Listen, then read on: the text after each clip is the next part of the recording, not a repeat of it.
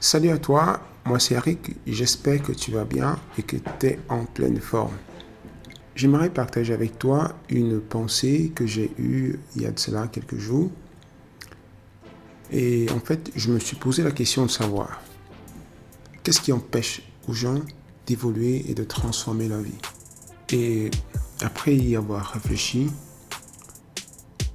mon point de vue par rapport à cette question, c'est le fait qu'il faut déjà prendre en considération le fait que il y a une chose tout à fait élémentaire qui détermine notre réalité commune à tous. Une chose à laquelle les gens ont tendance à résister.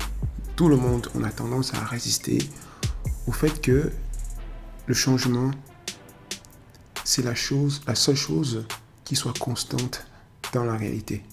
Et donc on ne peut pas empêcher. On ne peut pas empêcher l'évolution, le changement. Personne ne peut dire, ok, ça va, j'arrête, je stoppe tout, j'arrête la vie, je m'arrête. Ou bien, personne ne peut dire, ok, je vais mettre en pause et après je vais recommencer. On ne peut empêcher le changement d'avoir cours. Et en fait, à un moment, j'ai commencé il m'est venu à l'esprit le fait que des gens viennent et vont constamment dans notre vie. Peut-être vous allez connaître quelqu'un aujourd'hui et vous allez passer peut-être, je sais pas, 2 mois, 1 an, 2 ans, 5 ans après, vos routes vont se séparer et vous allez aller chacun dans votre direction. Si vous réfléchissez un instant, vous allez vous rendre compte que les amis que vous avez eus, peut-être lorsque vous étiez encore jeune, au collège, aujourd'hui, je dirais peu d'entre eux, ou bien parfois aucun d'eux, vous n'avez aucun contact avec aucun de vos amis d'enfance ou bien du collège. Et la vie est faite ainsi. Tout change continuellement. Aujourd'hui, vous êtes telle personne, demain vous serez une autre personne. Aujourd'hui, vous vivez telle situation, demain vous vivrez une autre situation. Le problème qui se pose, c'est qu'on a tendance à vouloir rester la même personne. On a tendance à vouloir s'accrocher au passé, s'accrocher à une identité qui n'existe plus. On a tendance à s'accrocher à des mémoires du passé juste parce qu'on se sent par exemple insatisfait dans le présent et on se souvient par exemple des bons moments qu'on a passés lorsqu'on était jeune avec nos amis.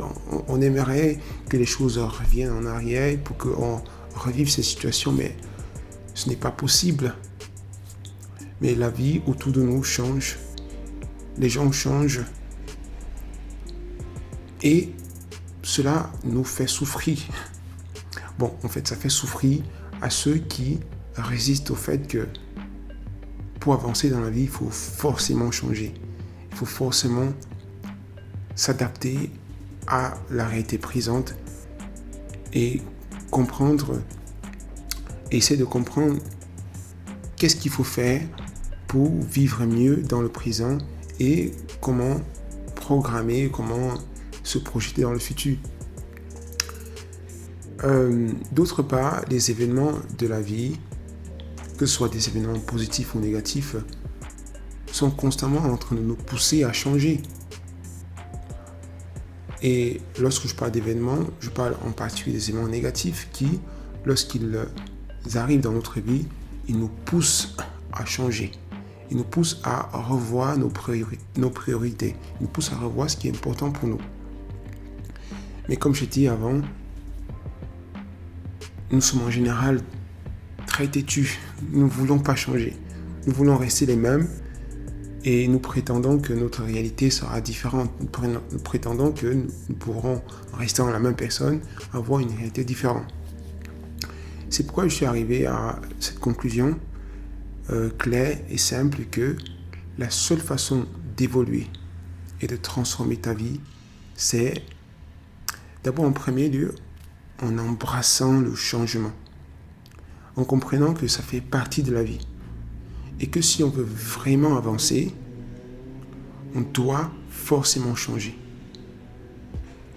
On ne peut pas vouloir un futur différent, on ne peut pas vouloir une vie nouvelle, une vie meilleure si on reste constamment la même personne. Si on assume constamment la même identité, on ne peut pas.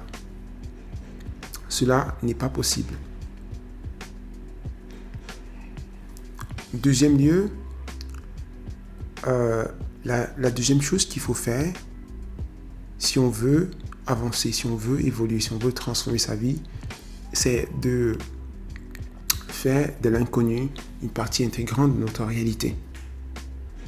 Donc, en premier lieu, je dois d'abord accepter que le changement est la seule chose qui soit. Si je suis venu dans ce monde, c'est parce que, forcément, je devais passer par des étapes. Je devais passer par des étapes qui devaient m'apprendre certaines choses. Et une fois que j'aurai appris ces choses-là, je devrais intégrer et aller de l'avant. Et changer mon comportement, changer mes habitudes, changer et m'adapter jusqu'à ce que je trouve quelle est la chose ou bien la voie qui me convient le mieux. Et donc, une fois que j'accepte la réalité du changement, la deuxième chose que je devrais faire, c'est que je dois faire en fait, c'est faire de l'inconnu une partie intégrante de ma réalité. Qu'est-ce que ça signifie? Ça signifie que la nouvelle vie que tu veux, le rêve que tu veux réaliser, ne se trouvera jamais et jamais dans ta zone de confort. La nouvelle vie que tu veux se trouvera toujours hors de ta zone de confort. Donc, à moins que tu ne sois disposé à faire ce que tu n'as jamais fait, à aller où tu n'es jamais allé, à penser d'une façon complètement différente, ce sera difficile pour toi de pouvoir vivre cette réalité, de pouvoir ne serait-ce trouver l'inspiration nécessaire pour pouvoir te mettre en avant, pour pouvoir réaliser cette réalité que tu veux. Donc, j'accepte que je dois changer si je veux une vie nouvelle. 2, j'accepte que pour vivre cette vie nouvelle, je dois forcément sortir de ma zone de confort. Et je suis disposé à faire ce qu'il y a à faire pour pouvoir mettre cela en pratique. Et la troisième idée que j'aimerais partager dans cette vidéo, c'est le fait que, en général dans la vie, on est habité par cette idée du fatalisme. J'appelle ça le fatalisme de l'existence. Le fait que si je suis né dans tel endroit, si j'ai grandi dans telle ville, je sais pas, je suis né dans telle culture, je suis déterminé à rester tel que j'étais. Je suis déterminé à rester tel quel. Sans jamais, je ne peux pas faire quelque chose de différent.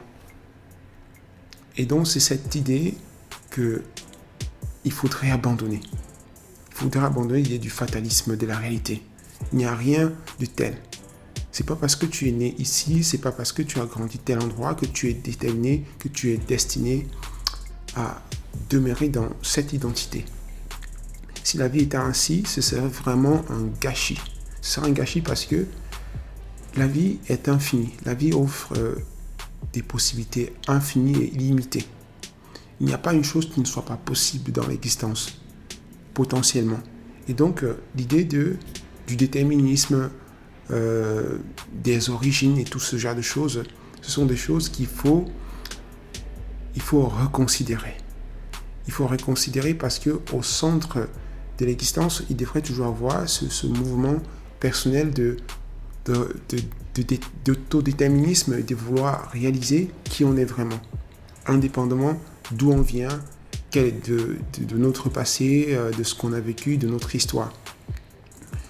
Et donc, il faudrait abandonner tout simplement l'idée du fatalisme et avoir le courage de choisir un destin, de choisir son destin, de choisir une nouvelle vie, de choisir sa réalité. Voilà, donc pour résumer cette petite vidéo, les 3 idées que j'ai développées dans la vidéo sont accepter le changement, accepter que pour pouvoir évoluer et transformer sa vie, je dois changer. Parce que c'est une loi universelle, une loi de la nature. Je dois comprendre que pour pouvoir implémenter ce changement, je dois sortir de ma zone de confort. Parce que si je reste dans ma zone de confort, c'est impossible de pouvoir réaliser vraiment ce que je veux. 3. Je dois abandonner l'idée du fatalisme.